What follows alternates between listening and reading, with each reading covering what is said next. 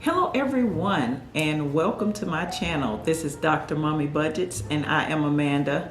Today I am here to do my week 3 budget projection for the month of September 2022. This year is moving along quickly. I cannot believe we are already into September of 2022. So, as I previously stated, I am going to do my budget projection, and typically in a budget projection, what I do is I list out all of the items that I plan on taking care of out of this week's pay. Okay, today is September the 16th, which is a Friday. I get paid every single Friday, therefore I do a budget projection every single week. And I also come back and do a recap on the Thursday before the next payday.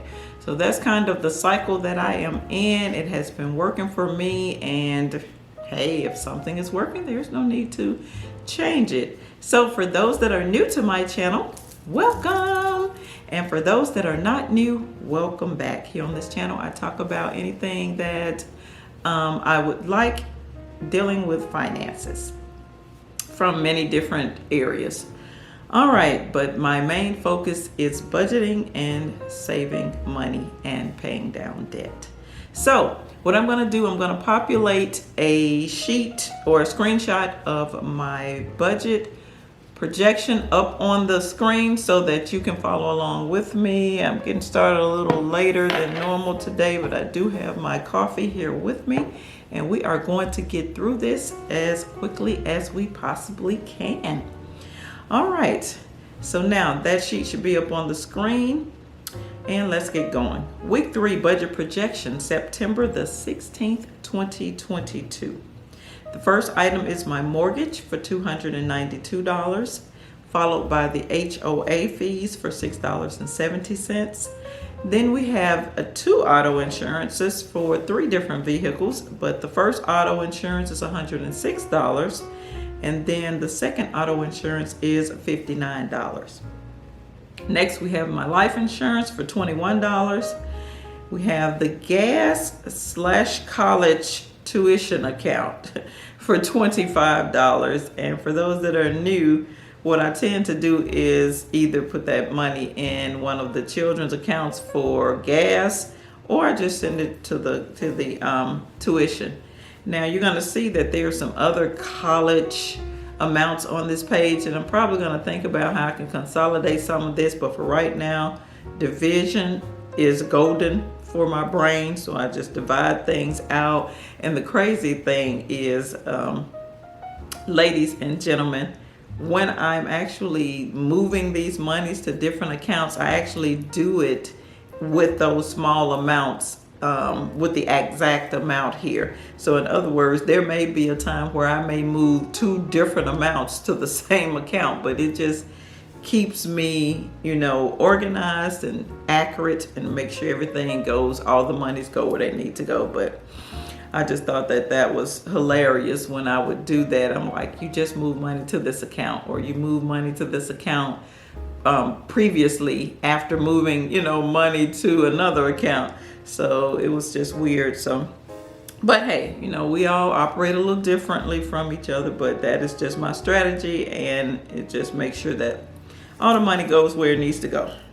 All right, so next we have household expenses for $148. For those that are old, you know that number used to be $194.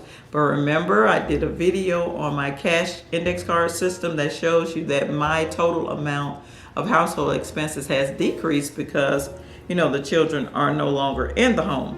So now, as you can see, that next line that follows it is college spending. So, and that is going to be $46. So if you do the 148 plus the 46, you will see that is that 194. So what I'm going to do is, as you can see out by that line of that $46 for college spending, I'm just going to divide the money up and send it to the 2 children that are in college. So that's what I will be doing, making a transfer into their account, every single week. And I know, when I'm looking at this page and I look at these amounts, some of them seem small. Hey, why are you doing it? Some people may ask, why are you sending that small amount here, there, whatever. But those small amounts, guys, and I know that those are, you have heard me say over time, the small amounts add up. That is how you get thousands and tens of thousands of dollars in your savings accounts, in your investment accounts. You know what I mean? You just continue. It's consistency. It may not necessarily be the amount. It is consistency that plays a key. So yes, I am going to send them the $23. And, that's not to say that, hey, one of them may call and say, hey, Mom, I need to buy this book or something like that. But this consistent amount, at least we will know that they are getting some monies. And let's just say they don't spend the money every week. Because like I know my son, he's probably not going to spend that money every week. Now, my daughter, on the other hand, that's a different story. She may. But my son, and just think that $23, even if he only spent $5 and he has $18 left, I send another 23 the following week, it adds up. So that is what we're doing there.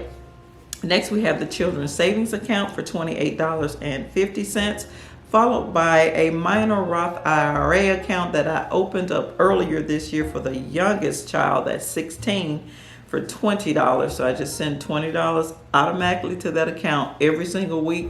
Some weeks I find a stock I want to put it in. Some weeks I don't. I let it build up until I, kind of figure out what stock I want to put it in. I think in his portfolio right now, he has Apple, Google, Amazon, Ford Motor, and Snapchat or something. I was trying to actually put the money in stocks that he actually uses. So, they're out there on social media, of course, and of course, Google, Apple, Amazon, that goes without saying, they utilize those. So yeah, that account is actually growing. And like I said, consistency. It's only $20, or some people may think, hey, it's only $20. But every single week, that money going in there, that is how you save. That is the behavior strategy that you want to use to save money. It's not necessarily about the amount, it's the consistency. You can get your mind set to just send monies over to a saving account or let it happen automatically. In my case, these transactions are happening automatically.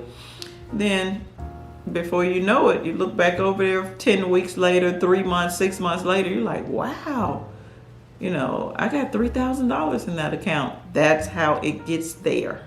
Okay. So consistency is definitely key.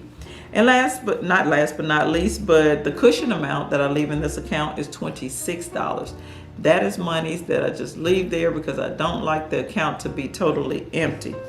Then we have the debt monies. This week I am able to pay an extra $278 toward debt. Before tuition became a thing in my life, I used to send all this money toward my mortgage for those that are old because I am aggressively paying down that mortgage. But this week I'm doing something a little differently, guys. I have never done this before. I'm going to divide that debt monies up. As you can see out beside that, you see $100 is going to the tuition account and $178 will be going toward my mortgage principal. So that's what we're going to do there. And last but not least is the dreaded student loan, which I will set aside $100. And this is my student loan. And of course, they are not in repayment right now, so I just save that money. Okay, but the total for this week is $1,156.20. All right, that's step one. Step two is to go back through these items. Oh, hold on. Let's go on and do the next line. Typically, I leave $1,368 in this account each week. However, we see that our expenses are less than that. So let's subtract the total number that I leave in the account minus the actual total of the expenses this week. So $1368 minus $1156.20 equals $211.80. That amount I need to put away in the bill savings account right here on paper, meaning that's not going to be the realistic, or not realistic, it is realistic what we're doing here, but that is not going to be the actual physical movement of the money. I do that just until I finish all my calculations on paper, and you will actually see the actual number that I'm going to physically move in or out of this account this week. So that number has a blue cloud around it because it has a relationship with another number on the page, but we will get to that shortly. That's step one. Step two is to go back through these items and put a PA with a pink circle next to any of the amounts that I will not be taking care of this week. The PA means put away. So I'm putting that money away in the bill savings account portion of this operation account until I need to pay that debt, make that transaction. So I'm not going to read back through those, but we're going to go down and we're going to get a total. So as you can see, the total put away amount this week is $525.70. And that is money. It's earmarked to be put away. So I will need to put that amount away in that bill savings account also, but right here on paper. So that's not going to be what, the last thing we're going to do, as I just explained. So that's that step. The third step is to go back up through the expenses and put a purple triangle next to the items that I will be taking care of this week. You see all those there? I'm not going to list them out. So that is how I do that portion. Now let's go back and take a look at one item that I will be paying this week, which is the auto insurance. That auto insurance where I projected $59, the total amount on that auto insurance amount is $236 per month.